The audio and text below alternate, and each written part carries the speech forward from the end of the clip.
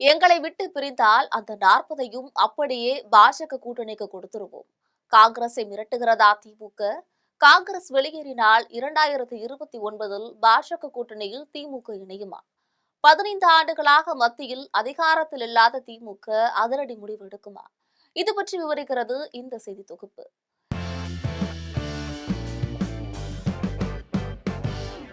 தமிழக அரசியல் களம் தற்போது ஆட்சியில் பங்கு, அதிகாரத்துல பங்கு என்ற முழக்கத்தால தகித்து கொண்டிருக்கிறது அப்படின்னு தான் சொல்லணும். குறிப்பாக பார்த்தோம் என்றால் டெல்லியில் இன்று காங்கிரஸ் மேலிடம் கூட்டியிருக்கக்கூடிய ஆலோசனை கூட்டம் திமுக காங்கிரஸ் கூட்டணியின் எதிர்காலத்தை கேள்விக்குறியாக்கியுள்ளது. கடந்த 15 ஆண்டுகளாக மத்தியில் அதிகாரம் இல்லாமல் தவிக்கும் திமுக வரும் 2026 சட்டமன்ற தேர்தலை தன்னுடைய முழு கட்டுப்பாட்டில் வைத்திருக்க விரும்புகிறது. ஆனால் எங்களால் வெறும் கட்சி மட்டும் நடத்த முடியாது என்று வெளிப்படையாக பேசும் காங்கிரஸ் தலைவர்கள் இந்த முறை அமைச்சரவையில இடம் பிடிக்காமல் பின்வாங்க போவதில்லை என்பதுல உறுதியாக இருக்காங்க. இது திமுகவிற்கு விடப்பட்டிருக்கக்கூடிய நேரடி சவாலாகவே பார்க்கப்படுகிறது. சவால் மட்டுமில்ல, மிரட்டலாகவும் பார்க்கப்படுகிறது. இந்த உரசல்களுக்கு மத்தியில எங்களை விட்டு பிரிந்தால் அந்த 40 எம்பி தொகுதிகளையும் பாஜக கூட்டணிக்கு தாரை பார்க்க வேண்டியிருக்கும் அப்படின்னும் மறைமுக எச்சரிக்கையை திமுக தரப்பு காங்கிரசிற்கு விடுப்பதாக தெரிகிறது. அதாவது காங்கிரஸ் கூட்டணியை முறித்தால் திமுக தன்னுடைய பலத்தை நிரூபிக்க தேசிய அளவுல புதிய வியூகங்களை வகுக்கும். இதுல ஒரு அதிரடி திருப்பமாக 2029 மக்களவை தேர்தல்ல திமுக பாஜகவுடன் கைகோர்க்குமா என்ற விவாதமும் அரசியல் வட்டாரங்கள்ல அனல் பறக்க தொடங்கி இருக்கு.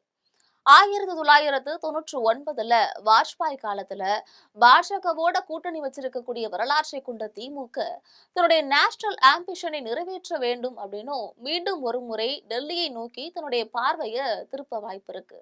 காங்கிரஸ் மேலிடத்தை சந்திக்க சென்றுள்ள மாணிக்கம் தாக்கூர் போன்ற தலைவர்கள் தொண்டர்களின் உணர்வுகளுக்கு மதிப்பளிக்க வேண்டும், அதிகாரத்தில் பங்கு வேண்டும் என்று ஒற்றை காலில் நிற்கின்றனர். நடிகர் விஜயின் தமிழக வெற்றிக் கழகம் காங்கிரசிற்கு ஒரு மாற்று தெரிவாக தென்படுவதால அதனை ஒரு பேரம் பேசும் கருவியாக காங்கிரஸ் பயன்படுத்துகிறது.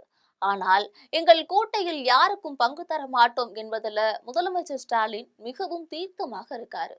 இவ்வளவு பிடிவாதமாக இருக்கக்கூடிய திமுகவை வழிக்கு கொண்டு வர காங்கிரஸ் வெளியேறினால் அது பாஜகவிற்கு தான் சாதகமாக முடியும் என்பதனை திமுக நன்கு அறியும். அதே சமயம் திமுகவின் இந்த மிரட்டல் துணி காங்கிரஸை கட்டுப்படுத்துமா இல்ல கலகம் செய்ய வைக்குமா என்பதுதான் இப்போதைய எழுந்திருக்கக்கூடிய கேள்வி.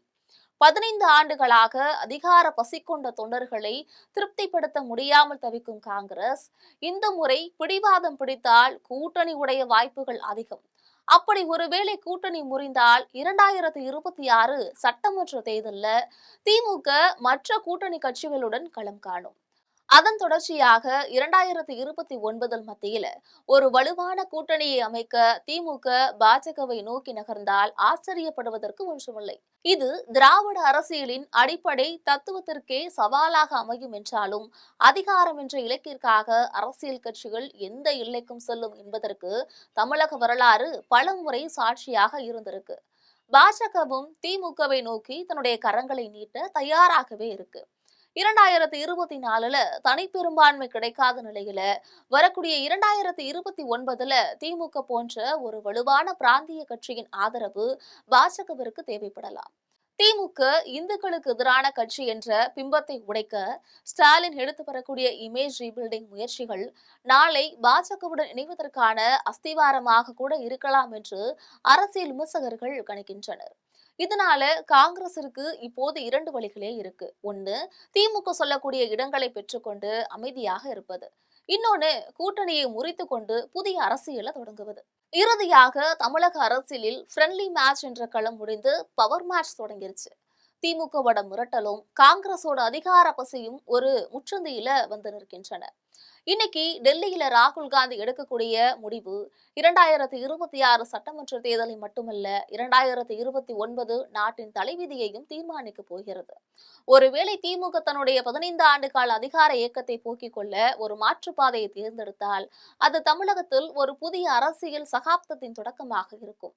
காங்கிரஸை விட்டு பிரிவது என்பது திமுகவிற்கு ஒரு தற்காலிக இழப்பாக தோன்றினாலும் நீண்ட கால நோக்கத்தில் டெல்லியில் ஆளுமை செலுத்துவதற்கான ஒரு ராஜதந்திர நகர்வாகவே பார்க்கப்படுகிறது. இது பற்றி நீங்கள் நினைப்பது என்ன என்பதனை கமெண்டில் பதிவிடுங்கள். இது போன்ற அரசியல் செய்திகளை அன்றாடம் தெரிந்து கொள்வதற்காக எப்பொழுதும் இணைப்பில் இருங்கள் ஜெம் தொலைக்காட்சியுடன். நன்றி.